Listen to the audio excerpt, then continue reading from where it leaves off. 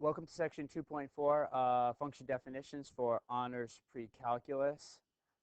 In this section, it's quite a large section. We're going to split up and do a couple of different videos. Let's look at our list of things to know and things to do. Remember, our essential questions are about algebraic and graphic characteristics that can be applied to a wide range of mathematical equations. The basic way of looking at pre-calculus is that we are studying functions. So here in this chapter, we are going to look at general techniques that we can use throughout the year. So it's very important that we get these techniques down so we can just keep using them over and over again throughout the year. By the end of this section, you should know the definition of a function, recognize function notation, between a function and relation, that'll be real early in the video. Domain and range, equal functions, vertical line test, all of that stuff we've probably done before. Some new things include definitions of increasing, decreasing, and constant functions. The difference quotient, those are new. Linear function is going to be a review of some older stuff. And the phrases in terms of and as a function of are very important, especially for our applied problems. You guys might call them word problems, but they are basically applied problems. Where in the world does this stuff sort of get used? So those are our applied problems, those phrases there. After that, once we have our knowledge, what are we going to do with that knowledge? Well, you're going to need to be able to evaluate functions given numerical inputs, variable inputs, or inputs that are whole expressions. You can call it using functions to find functions. Find the domain given its rule. Rule, another way of saying rule is saying equation. Use the vertical line test to determine if the graph is that of a function. Sketch functions. Use sketches to find domain and range. Note that that's our second way to find the domain, but only the first way to find the range. Identify intervals where functions are increasing, decreasing, or constant. Simplify difference quotients. Write linear functions from a pure math perspective as opposed to a real-world situation. Use the graphing capabilities of your calculator to evaluate functions and find those intervals. So once again, an emphasis on the technology there. And this bulleted item at the bottom, you're going to see quite often for the list of things to do. We basically do applied problems in every single section. So that's the stuff that we want to be able to do. If you don't have this sheet of paper yet from your teacher, you will get it probably next class. All right, so let's get back into this sort of stuff. So the definition of a relation is very, very general. It is any pairing, and that's the important there, any pairing of elements from one set to another set.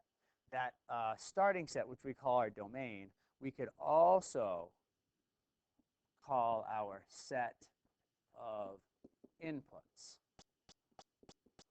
And we want to pair those to the another set, which we call the range, and that is another way of saying that is our set of outputs. And it can be any sort of pairing. It doesn't matter as long as there's some way of describing the relation. That description can be verbal, it can be mathematical by a rule, it can be in a table, it can be through a picture, it can be any sort of pairing at all. But when we get to a function, which is what we really want to deal with here, the definition of a function, it's a special case of a relation, or a specific case of a relation, where when we have a function f that maps, we start with set A, that's going to be our set of inputs, to set B, our set of outputs. It's a specific relation that assigns each element in x in the set A to exactly one element y in the set B. And in math, that word exactly one, that phrasing exactly one is very important. That means that we are pairing up these things in such a way so that if we know the input, if we know that element x, then we know the element y. There's no ambiguity. Each one is paired up with one other. I like to say these are cases where if we know the input, we then know the output. There is no ambiguity. There is no possibilities. And it's a pretty simple case to deal with. So that's another way I like to describe that. The set A is the domain set of inputs of the function f, and the set B contains the range or the set of outputs. Note that for the range, it says contains the range. The set B may or may not be the entire range because we do not have to map, while we're mapping everything from A into B, we are going to cover all of the items in A, but not necessarily all of the items in B. But the items in B, the set B that are covered, when we put those items together within B, that's called the range. And that's another way of saying that is that the range is a subset of the set B, because we may not use every element in B, but we're going to use a lot of them. Just to give a picture version of this, function f can be viewed as a mapping from set A to set B. Maybe I can make this a little bigger for everybody to see there. And we can see over here we have set A with 4 elements. We have a light blue circle right here. Oops, sorry. We have a light blue circle, a purple circle, an orange circle, and a green circle in set F. So we have every element in set A being sent somewhere in set B, but not every element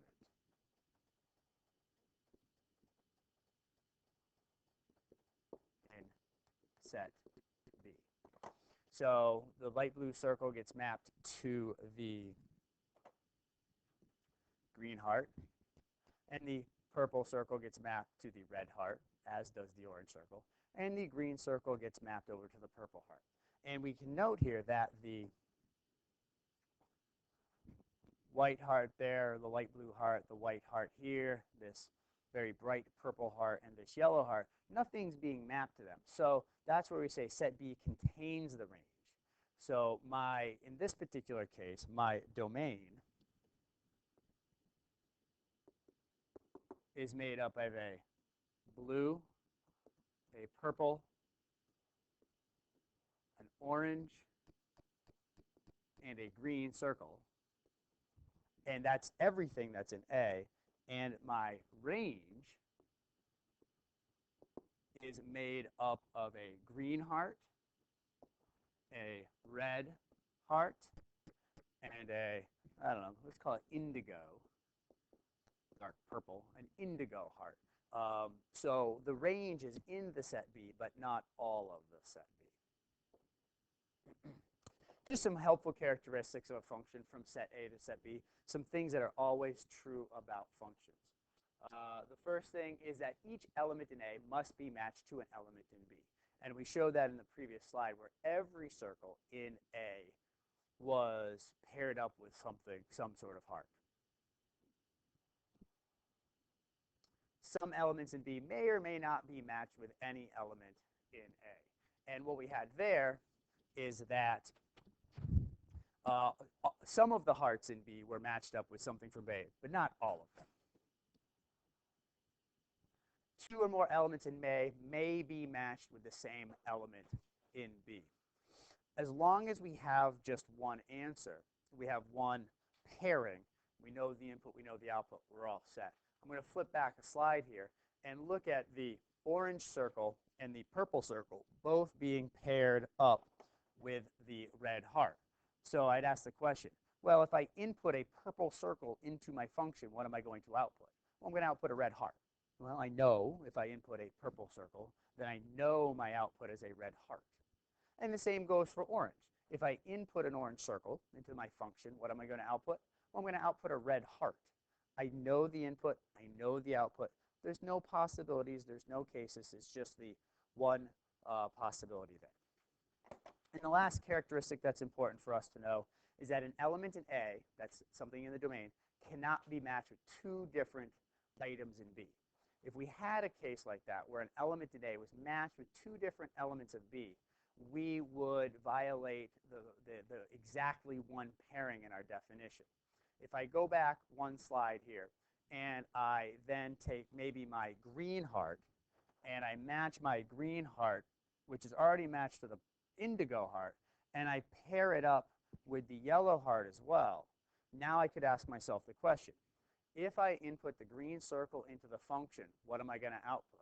Well, I might output a indigo heart, or I might output a yellow heart. Now that creates ambiguity, that creates possibilities, that creates cases that we just don't want to deal with.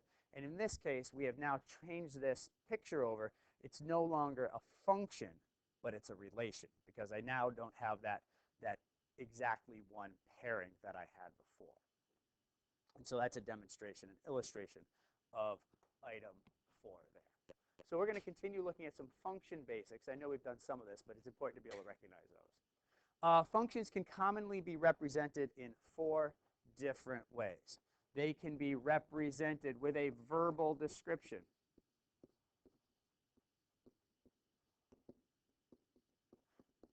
And that's a lot of things for the real world. Each one of you, your name is paired up with a social security number, or the zip code in which your address is paired up with a zip code. And we have some pairings like that. Now, nobody's address is paired up with more than one zip code. If we know your street address in Ellington, Connecticut, we know what your zip code is. It's 06029. I think that's the only one in Ellington. But if we have, and so that's exactly one pairing. We could represent that in a table of values. We could represent it with a rule, which means an equation or a formula. And we could also represent them using graphs. And we will look at all of them.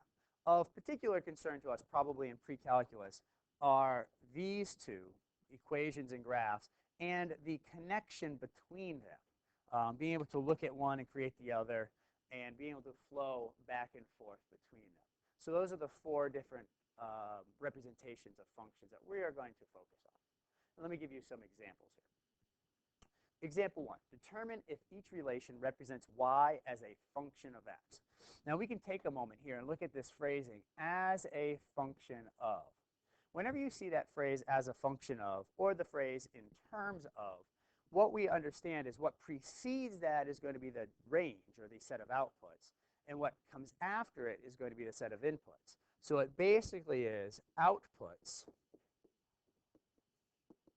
as a function of inputs.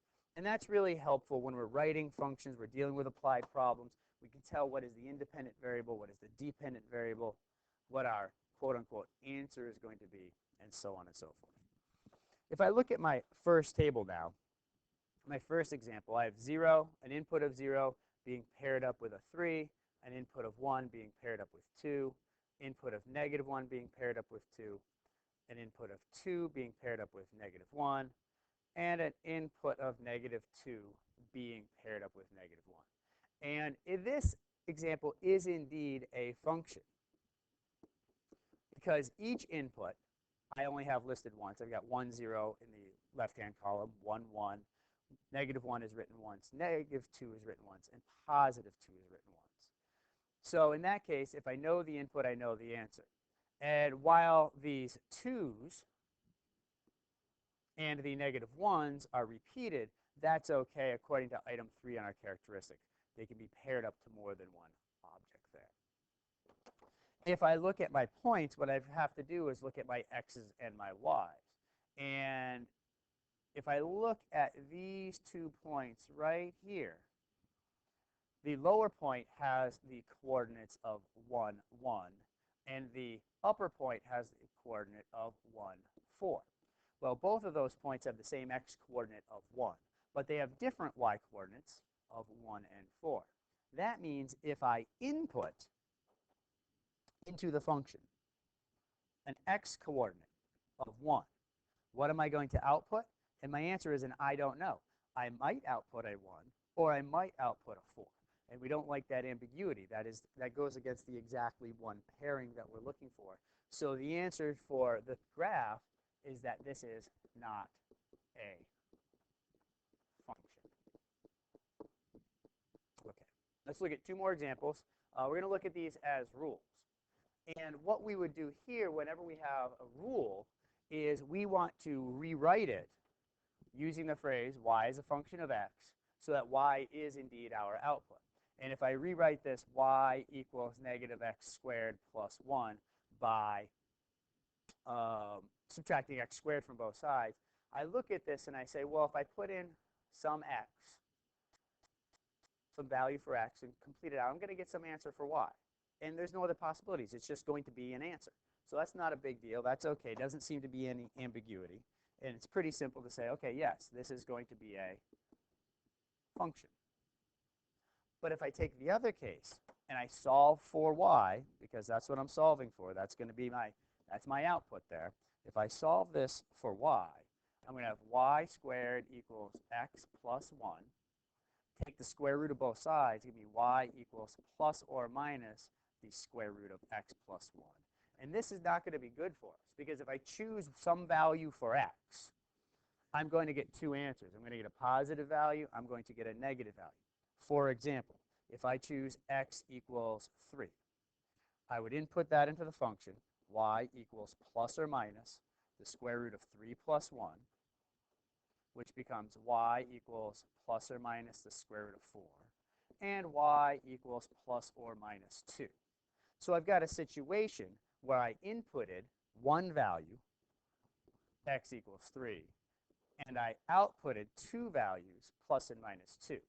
That goes against the pairing that we want, the exactly one pairing. So the answer for this one, not a function.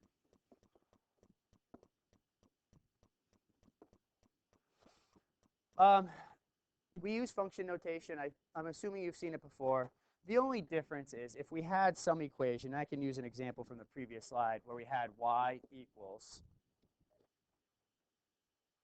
So if we had that y equals equation, and I believe it was x squared plus 1, the only difference is we would change this y, this output of y, we would replace it with this notation. And what it would say is we have this function, and the function's name is x. And that, in that case, is the function name. And what's nice about this, it says the input is x. So it's very explicit about what the input is. So it's just f of x equals x squared plus 1. And we've seen that before.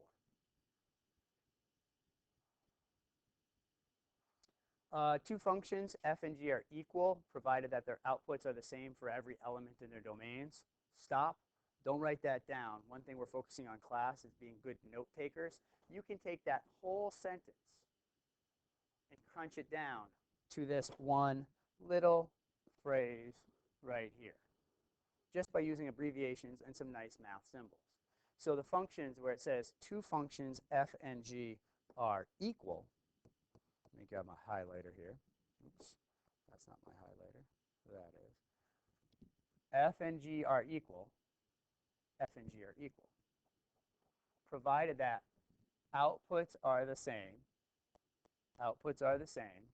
And then, I don't know about other classes, but my class, we've discussed the fact that this upside down capital A means for every. And then we can simply take domain to a capital D. Just something to help you become a better note taker in your classes. So as long as the outputs are always the same, and that's a really important word to say there. They must be always same. Even if there's one little exception throws the whole kink in the works, and the functions are not going to be equal. Okay, let's look at an example here for just evaluating with function notation. And we saw on the list of things to be able to do that we wanted to be able to evaluate functions for numerical inputs, I mean putting 2 into the function g, for variable inputs, putting the element t into the function g, and then for expressions, I'm going to put an expression, x plus 2, into that function g. So the function g of x equals negative x squared plus 4x plus 1. And if I'm going to take and evaluate g of 2, so I've replaced the x with a 2. So everywhere in the rule that I see an x, I am going to replace it with a 2. And I evaluate this, and this will be a negative 4 plus 8 plus 1, which is really a negative 4 plus 9, and that gives us a 5. By similar argument, we look at the next example, and I replace the x with a t in the function name. So everywhere in the rule that I see an x, I'm going to replace it with a t. So negative t squared plus 4t plus 1. And in this particular case, because there are no like terms, I cannot do any more simplifying. I'm just done right at this point. Make this a little bigger. Maybe it'll be a little easier to see. No, we're just going to leave it like that, I guess. And this last case, what I see is that I've got this x that was in the parentheses has been replaced by this x plus 2 expression.